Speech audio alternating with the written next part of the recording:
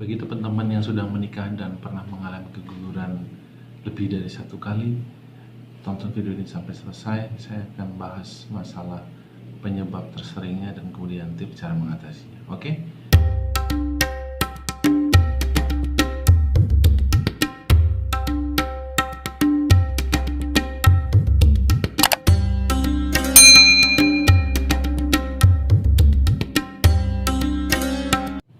Sebelum saya mulai bahasan lebih lanjut, saya akan jelaskan dulu definisi apa itu keguguran atau abortus. Jadi keguguran adalah keluarnya janin pada ibu hamil di usia kurang dari 20 minggu dan berat janin kurang dari 500 gram. Oke, selanjutnya saya akan bahas apa sih tanda-tanda dari keguguran itu. Sebelumnya Anda harus dipastikan bahwa Anda sedang dalam kondisi hamil. Jadi Anda bisa melakukan pemeriksaan sederhana dengan menggunakan test pack yang bisa dibeli di apotek secara bebas. Dan ketika Anda sudah dinyatakan hasil positif melalui test pack tadi, dan Anda mengalami kejadian seperti keluarnya flek atau darah dari kemaluan, terus kemudian ada rasa nyeri yang hebat seperti mau menstruasi, nah Anda wajib mencurigai bahwa Anda sedang mengalami keguguran. Jika Anda mengalami hal seperti itu, secepatnya Anda harus pergi ke dokter kandungan untuk dilakukan pemeriksaan USG. Nah, bagi teman-teman yang sudah menikah dan pernah mengalami keguguran lebih dari satu kali, pasti kalian penasaran, apa aja sih penyebab dari keguguran itu sendiri? Oke, saya akan bahas satu persatu penyebabnya apa aja. Oke, selanjutnya saya akan bahas faktor apa aja sih yang bisa menyebabkan keguguran pada ibu hamil. Yang pertama adalah kelainan dari kromosom. Nah, kromosom ini yang menentukan sifat unik dari bayi nantinya ya. Seperti contohnya adalah warna rambut, warna kulit, terus mata, dan lain-lain. Jadi angka kejadian dari kerusakan kromosom ini meningkat pada ibu hamil yang usianya lebih dari 35 tahun dan usia ayah lebih dari 40 tahun. Jadi kerusakan kromosom ini bisa terjadi pada sel sperma ataupun sel telur itu sendiri. Oke, poin selanjutnya adalah ditemukannya APS pada ibu hamil. Apa itu APS? APS adalah antiphospholipid syndrome. Jadi pada APS ini biasanya terjadi pembekuan darah yang tidak semestinya, sehingga meningkatkan risiko terjadinya keguguran yang berulang.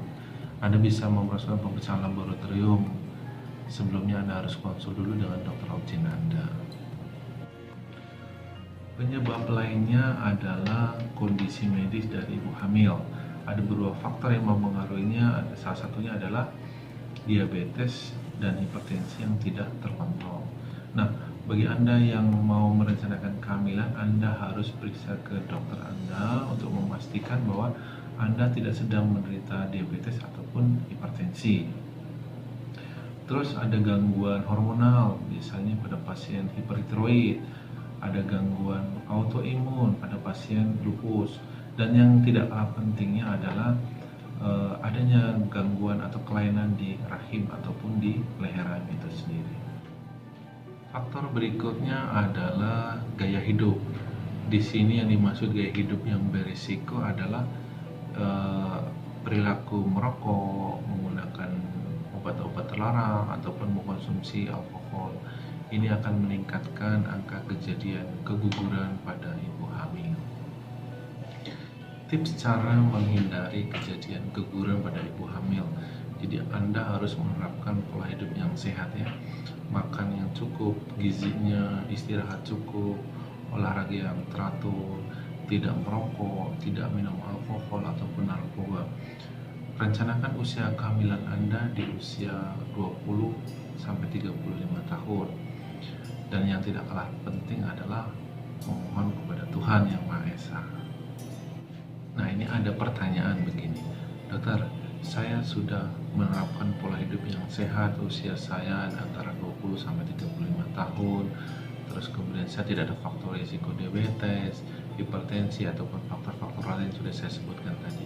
Tapi kok saya masih sering keguguran, dok? Saya lebih dari satu kali mengalami keguguran. Nah, Solusinya adalah Anda sebelum melakukan program untuk hamil kembali, Anda harus konsulkan dulu dengan dokter obgyn Anda. Nanti akan dicari tahu penyebabnya apa sih gitu. Misalnya riwayat Anda guguran sebelumnya itu pada usia trimester pertama. Nanti dokter akan cari tahu apakah Anda mengalami kelainan kromosom, terus kemudian apakah ada antiphospholitis syndrome, terus kemudian juga akan dicari nih ada nggak kelainan di rahim ataupun di leher rahim Anda. Nah, sehingga Anda bisa hamil dengan aman sehingga tidak terjadi keguguran berulang kembali. Nah, teman-teman, bagi Anda yang pernah mengalami keguguran lebih dari satu kali, Anda tidak sendiri karena istri saya juga pernah mengalami hal yang sama dengan Anda. Nah, istri saya 2 kali mengalami guguran. Yang pertama didiagnosa dengan blighted ovum, begitu hamil yang kedua juga didiagnosa dengan blighted ovum dan berakhir dengan kuretase. Apa sih blighted ovum itu? Jadi blighted ovum adalah hamil tanpa janin atau hamil kosong. Jadi yang berkembang hanyalah kantong janinnya saja, tetapi janinnya tidak berkembang dengan baik. Nah, ini biasanya terjadi pada trimester pertama blighted ovum itu, dan penyebab terseringnya adalah kelainan kromosom. Nah, di kehamilan istri saya yang ketiga, kami ke Jakarta dan di situ ketemu dengan dokter, terus kemudian kami di treatment. Pada saat hamil yang ketiga juga itu istri saya juga mengalami BO, tapi dengan treatment tadi akhirnya blighted ovumnya dapat teratasi. Sebenarnya menurut teori blighted ovum itu tidak bisa diatasi atau tidak bisa diobati karena biasanya juga akan berakhir dengan abortus yang spontan. Tapi karena kehendak Tuhan akhirnya hamil yang ketiga ini blighted ovumnya tidak berlanjut, dan sampai hari ini anak saya sudah umur 3 tahun, sehat selalu. Ini fotonya. Oke, bagi teman-teman yang mengalami hal yang sama seperti istri saya, Anda bisa tulis komentar di bawah. Nanti saya akan kasih solusinya. Anda harus ketemu dengan dokter siapa. Oke teman-teman, sekian video dari saya, semoga bermanfaat. Bye.